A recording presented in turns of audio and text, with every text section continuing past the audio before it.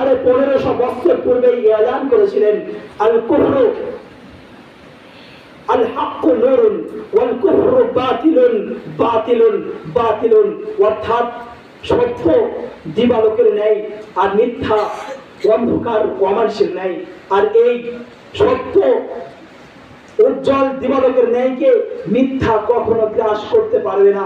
তবে হ্যাঁ, সত্য উজ্জ্বল দিবালোক মিথ্যাকে গ্রাস করে দেবে।